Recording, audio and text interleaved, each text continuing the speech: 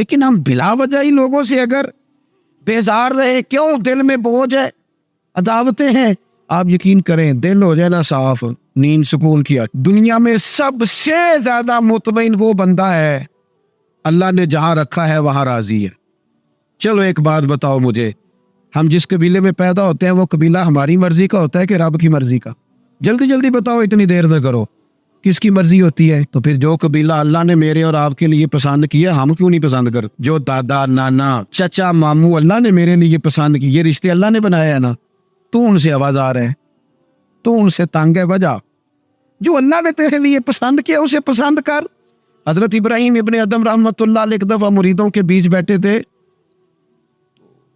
آپ فرمانے لگے دنیا میں جو کچھ ہو رہا ہے میری مرضی سے ہو رہا ہے۔ وہ بعض بندے پریشان بھی ہو جاتے ہیں جلدی کے، اتنے بڑا دعویٰ کر دیا ہے، تو آپ ہنس پڑے، فرمانے لگے اگلی بات بھی سن لو پھر کوئی تبصرہ کرنا۔ فرمانے لگے جو کچھ ہو رہا ہے میری مرضی سے ہو رہا ہے، کیونکہ میری وہی مرضی ہے جو میرے رب کی مرضی ہے، میں نے اپنی مرضی اپنے رب کی مرضی میں فنا کر دی۔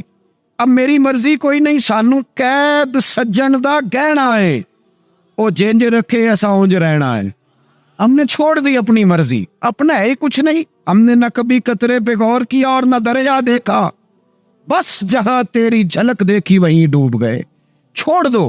یہ اس نے یہ کیوں کر دیا؟ وہ خواجہ نظام الدین صاحب محبوب الہی رحمت اللہ علیہ کے ایک مرید نے ایک دفعہ آ کے کہا حضور بڑی ہو گئی درگزر فقیری درویشی بڑی ہو گئی، اب جو میرے رستے میں کانٹے بچھائے گا میں بھی اس کے رستے میں بچھاؤں گا، اور بڑے غصے سے بول رہا تھا۔ فقیر فقیر ہوتے، خواجہ صاحب ہنس پڑے، فرمانے لگے پتر تو زیادہ ہی ناراض ہو گیا ہے۔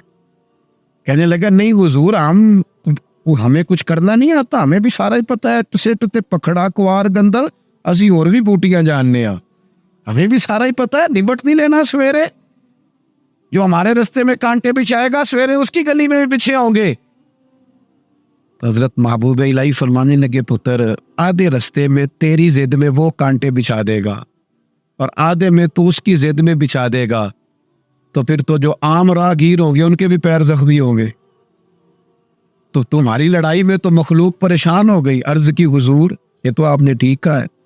فرمانے لگے اگر چاہتے ہو نا دنیا کانٹوں سے نہ بھرے اور لوگوں کو تکلیف نہ ہو تو ایک دوسرے سے تکلیف چھوڑ دو، یہ مت سمجھنا تیرا ایک بندے سے اختلاف ہے، تیرا ایک سے اختلاف ہوتا ہے اس کے اثرات دائیں بائیں بھی جاتے۔ حضور پھر کیا کروں؟ فرمایا اسے بچھانے دے، وہ بچھاتا جائے تو اٹھاتا جا، تو اٹھاتا جا، ویسے بھی جو کام ساری دنیا کر رہی ہوتی ہے وہ تو سارے کر ہی رہے ہوتے ہیں، کوئی ذرا ہٹ کے بھی کرنا چاہیے۔ جتن جتن تے ہر کوئی کھیڈے، جتن جتن تے ہر کوئی کھیڈے، تو ہارن کھیڈ فقیرا، جتن دا مل کوٹی پیندا ہی ہارن دا مل ہیرا۔ کبھی بندہ ہارے بھی اپنے دل سے بوجھ اتار دے، نفرت کو دور کر دے، عداوت دشمنی اگر کسی وقت رکھنی ہے تو اللہ رسول کے دشمن سے، اشداء علی الکفار، اپنوں کے لیے کیا ہے، کچھ عقیدہ کے لیے کیا ہے، رحماء بینہم۔ میرے عزیز ترمذی میں حدیث ہے، اپنی بات کو حوالہ دے کے مضبوط کر دوں، ترمذی میں حدیث ہے، نبی پاک علیہ الصلوۃ والسلام نے حضرت انس بن مالک سے فرمایا تھا، اے انس اے میرے بیٹے تم سے ہو سکے تو صبح اس حال میں کرنا کہ تمہارے دل میں کسی کا بغض نہ ہو۔ اور اگلے لفظ حدیث کے یہ ہے، حضور فرمانے لگے یہ میری سنت ہے،